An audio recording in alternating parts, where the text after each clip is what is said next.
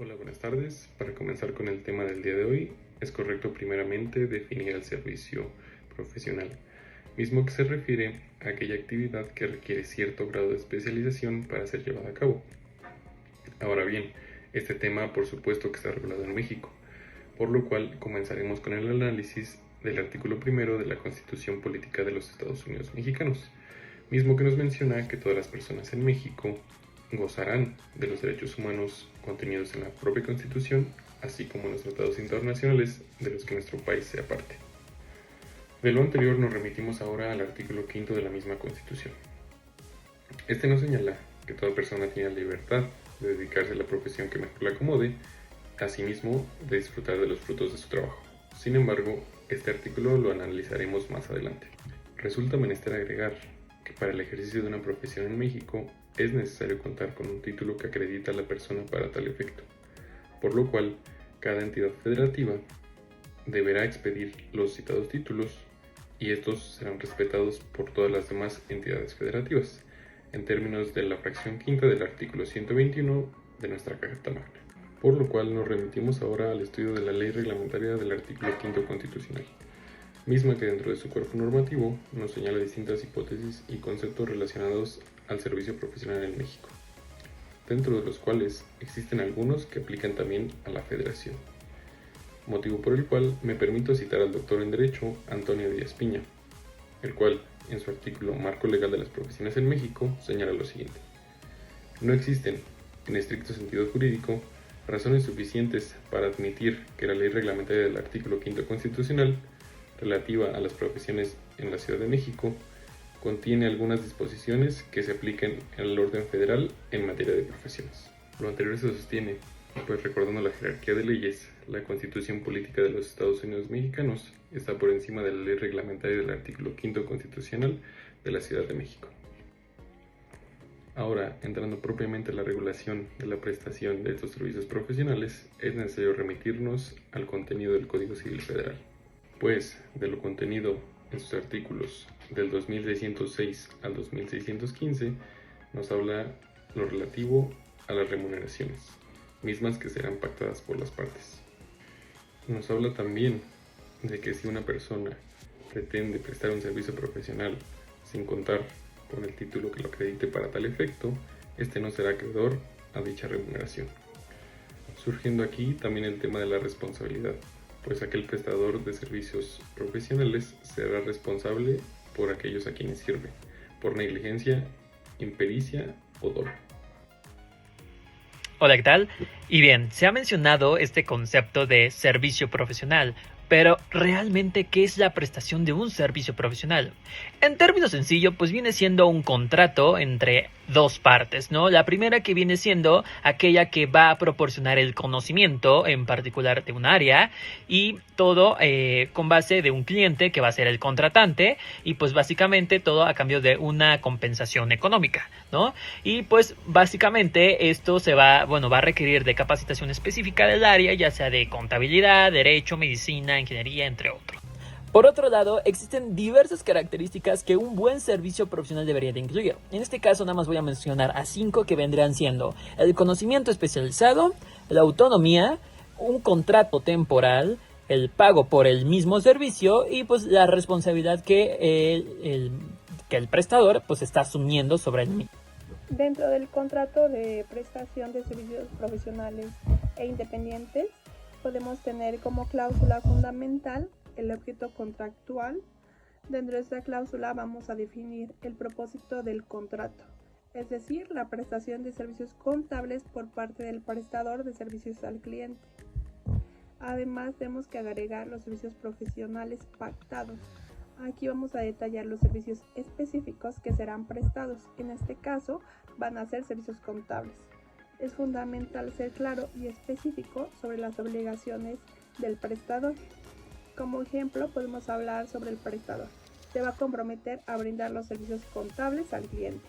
1. La elaboración de presentación de estados financieros y anuales, gestión de registros contables en sistemas automatizados y preparación de balances, y conciliación bancaria mensual y revisión de cuentas, entre otras más.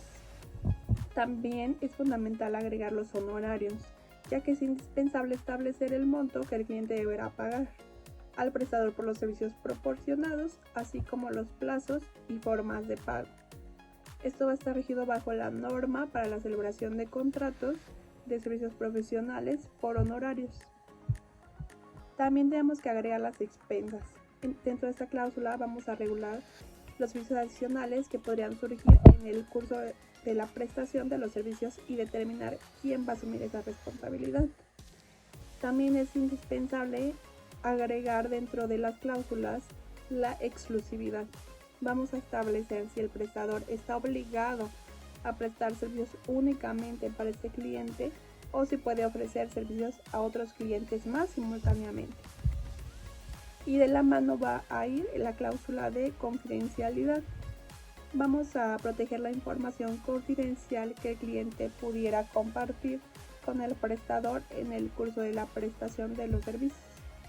Es decir, el prestador se va a comprometer a no divulgar en ningún momento y bajo ninguna circunstancia información confidencial del cliente, incluyendo, pero no limitado, datos financieros, fiscales o comerciales,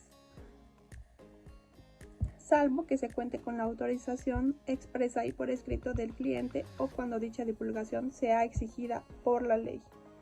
También vamos a hablar la interrupción. Vamos a escribir aquí las condiciones bajo las cuales los servicios pueden suspenderse temporalmente sin que esto conlleve la terminación del contrato. Y vamos a agregar también la terminación. Aquí vamos a definir las condiciones bajo las cuales puede finalizar el contrato, ya sea de manera anticipada o al término del plazo acordado. Es indispensable también agregar como cláusula la solución de conflictos. Vamos a describir el mecanismo a seguir en caso de que surjan disputas o desacuerdos entre las partes. Como último e indispensable, vamos a agregar la ley y foro aplicable. Aquí vamos a especificar qué leyes regirán el contrato y en qué tribunales se van a resolver los conflictos legales. Dentro del presente contrato se va a regir bajo las leyes del Estado de Puebla, México, para cualquier controversia que no pueda resolverse mediante mediación o arbitraje. Las partes se someten a la jurisdicción de los tribunales competentes en la ciudad de Puebla, renunciando expresamente a cualquier otro foro que pudiera corresponderles. Finalmente, se han hablado de diversas cláusulas, pero yo quiero agregar unas cuantas más, que vendrán siendo las cláusulas décima, que tiene como un título derechos patrimoniales y morales de autor, ¿va?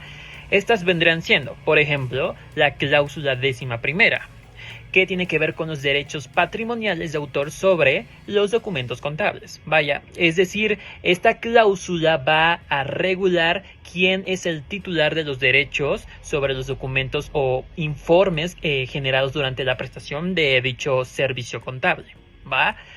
La siguiente cláusula es la 12ª, que se titula como derechos morales de autor sobre la metodología contable. Es decir, en caso de que el prestador utilice una metodología contable propia o de manera innovadora, esta cláusula pues protege sus derechos morales sobre dicha metodología, ¿va?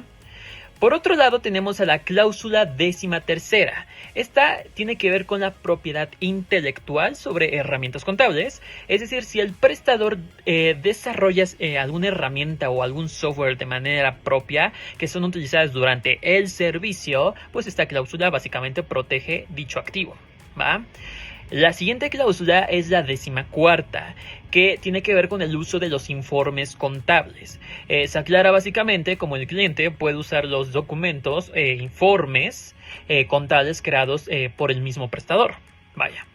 Luego tenemos a la cláusula 15ª, que pues básicamente da reconocimiento de autoría. Esta cláusula puede ser útil si el prestador desea que se reconozca su autoría sobre ciertos trabajos contables, especialmente en casos de estudios o análisis de financieros complejos, ¿no?